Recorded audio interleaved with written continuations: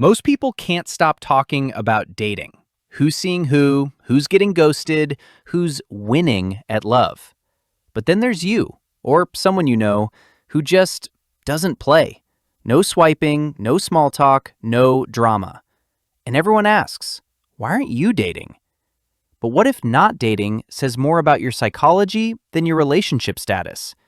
What if stepping back is actually a sign of something deeper, and maybe even healthier than anyone realizes? See, for a growing number of men, refusing to date isn't a failure. It's a decision. Psychologists call it voluntary singlehood, choosing to focus your energy on things that matter more to you than swiping, small talk, or chasing someone else's approval.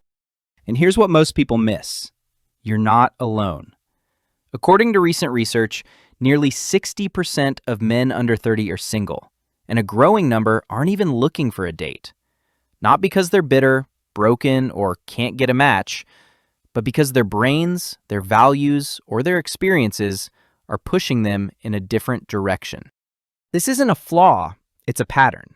In fact, men who refuse to date usually fall into a few distinct psychological types. Each one reveals something powerful about how the modern mind works, and why stepping away from the dating game might actually make sense. So, which one are you? Let's break down the real psychology behind men who refuse to date. Picture this. You're at a party, and someone asks, "So, are you seeing anyone?" You shrug, smile, and say, "Honestly, I'm just focused on my own thing right now." But here's the wild part. You're not making excuses.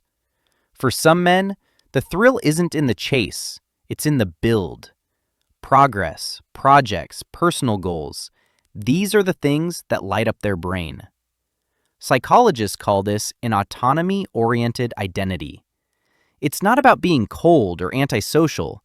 It's about getting your dopamine from mastery, not from someone else's approval.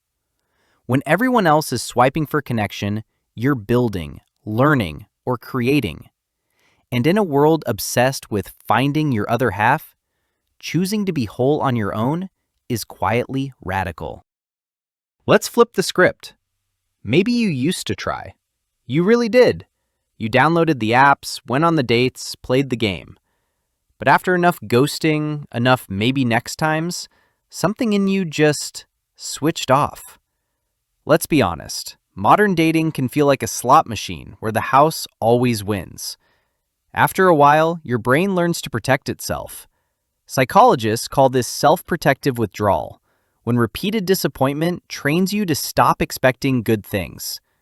It's not bitterness, it's not giving up, it's wisdom. Why keep investing in a system that keeps letting you down? Sometimes, stepping back is just your mind's way of saying enough. Or maybe for you, it's something else entirely. Some guys just don't get the hype. While everyone else is chasing matches, you're chasing the next adventure, the next project, the next deep dive into whatever makes you feel alive. For you, dating feels repetitive, predictable, or just not as interesting as the worlds you can explore on your own terms. Psychologists call this diversified stimulation. Your brain craves novelty, challenge, and personal relevance. It's not that you lack passion, you just direct it toward things that feel real. And in a culture obsessed with coupledom, that kind of curiosity is its own kind of freedom. And then there's the honest truth. For some men, dating isn't an escape. It's a reminder. A reminder of how far your own dreams feel, or how much you're still struggling. Why watch others live their happily ever after when you're just trying to get through the week?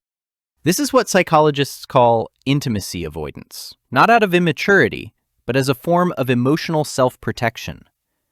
For you, dating isn't a solution, it's a risk. Why invest in something that might only make you feel worse? You're not numb, you're just tired of illusions. And sometimes, the bravest thing you can do is admit you're not ready, or that you need to heal first. Maybe you see yourself in one of these stories. Maybe you're a mix of all of them. The truth is, there's no single reason men refuse to date, just a spectrum of minds, values, and experiences that deserve to be understood, not judged. Stepping away from dating isn't just about avoiding disappointment. It can actually open up new dimensions of life that most people overlook.